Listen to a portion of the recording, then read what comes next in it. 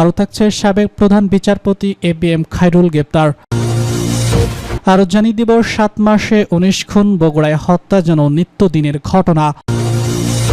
সর্বশেষ জানিয়ে দিব পরাযুক্তি শক্তির নানা ষড়যন্ত্র দেখা যাচ্ছে বলছে প্রধান উপদেষ্টা। সাবেক প্রধান বিচারপতি এবিএম খায়রুল গ্রেপ্তার। সাবেক প্রধান বিচারপতি এবিএম খায়রুল হককে গ্রেপ্তার করেছে ঢাকা মহানগর গোয়েন্দা পুলিশ। বৃহস্পতিবার সকাল 8:30টায় রাজধানীর ধানমন্ডি বাসা থেকে তাকে গ্রেপ্তার করা হয়। বিষয়টি নিশ্চিত করেছে ডিবির যুগ্ম কমিশনার মোহাম্মদ নুরুল ইসলাম। বাংলা নিউজকে তিনি বলেছেন, সকাল 8:30টায় ধানমন্ডি থেকে তাকে গ্রেপ্তার করা হয়। তার বিরুদ্ধে 3টি মামলা রয়েছে। কোন মামলায় সাবেক প্রধান বিচারপতি এবিএম খায়রুল হককে গ্রেপ্তার দেখানো হয়েছে তা ডিবির যুগ্ম কমিশনার মোহাম্মদ নুরুল ইসলাম জানতে পারেননি। দেশে 19তম প্রধান বিচারপতি হিসেবে এবিএম খায়রুল হক শপথ নেন 2010 সালের 30শে সেপ্টেম্বর। পরের বছর 2011 সাল 17 মে 56 বছর পূর্ণ হওয়া তিনি অবসর নেন। বিচারাঙ্গনে তুমুলভাবে আলোচিত সমালোচিত এই বিচারপতির বেশ কয়েকটি রায় চরম বিতর্কিত সৃষ্টি করেছিল। তিনি নিজে আওয়ামী লীগ আমলে নানানভাবে সুবিধাপ্রাপ্ত হয়েছেন।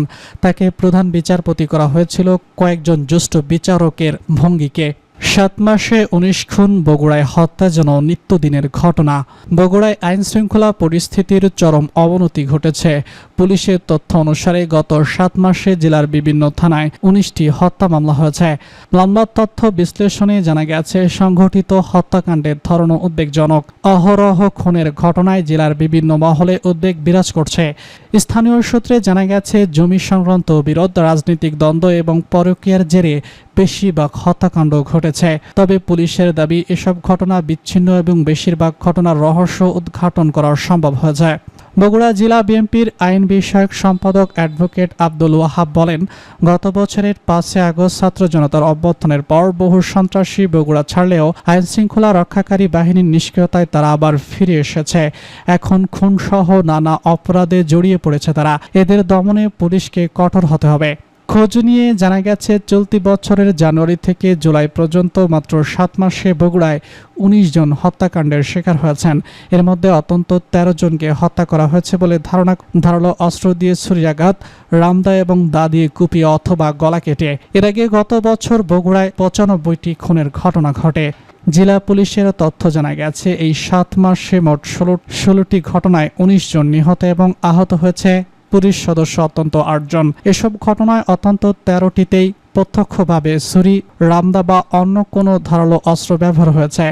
এর বাইরে কয়েকটি ঘটনায় শ্বাসরোধ ও ভারী ধাতব বস্তু ব্যবহার করে হত্যার তথ্য রয়েছে। বেশিরভাগ খুনের ঘটনা ঘটেছে জোড়ায় জোড়ায়। পরাজিত শক্তির নানা ষড়যন্ত্র দেখা যাচ্ছে বলছে প্রধান উপদেষ্টা।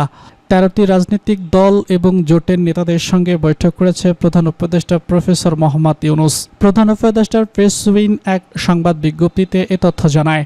বৈঠকে অংশ নিয়েছে রাষ্ট্র সংস্কার আন্দোলনের সৈয়দ হাসিবুদ্দিন হোসেন, গণসংহতি আন্দোলনের জোনায়েদ সাকি, এবি পার্টির মুজিবুর রহমান, নাগরিক ঐক্যের শহীদুল্লাহ কায়সার, গণ অধিকার পরিষদের নুরুল হক, লিবারেল ডেমোক্রেটিক পার্টির রেদওয়ান আহমেদ, খেলাফত যুব মজলিসের আহমেদ আব্দুল কাদের, বিপ্লবী ওয়ার্কার্স পার্টির সাইফুল হক, জাতীয় গণতান্ত্রিক দল জেএসডির তানিয়া রব, 12 দলীয় জোটের সাদাত হোসেন সেলিম, বাংলাদেশ সমাজতান্ত্রিক দলের বজলুর রশিদ ফিরোজ, বাংলাদেশ কমিউনিটি পার্টির রুমিন হোসেন প্রিন্স, গণফ্রমের মিজানুর রহমান। বৈঠকে প্রধান উপদেষ্টা বলেছে, জুলাই অভ্যুত্থানের 1 বছর আমাদের আয়োজক ছিল সব রাজনৈতিক দলের একসঙ্গে নিয়ে অতীতক্ষণকে স্মরণ করা। সেজন্য কর্মসূচি গ্রহণ করেছিলাম। এতে করে ফ্যাসিবাদের বিরুদ্ধে নিজেদের মধ্যে ঐক্যটা দৃশ্যমান হতো। কিন্তু 1 বছর যেতে না যেতেই পরাজিত শক্তির নানা ষড়যন্ত্রের লক্ষণ দেখা যাচ্ছে। তিনি বলেছে, মতানৈক্য প্রতিদ্বন্দ্বিতা থাকলেও ফ্যাসিবাদের বিরুদ্ধে রাজনৈতিক দলগুলোর ঐক্যকে আরও দৃশ্যমান করা দরকার। তা না হলে তারা এটাকে সুযোগে মনে করছে।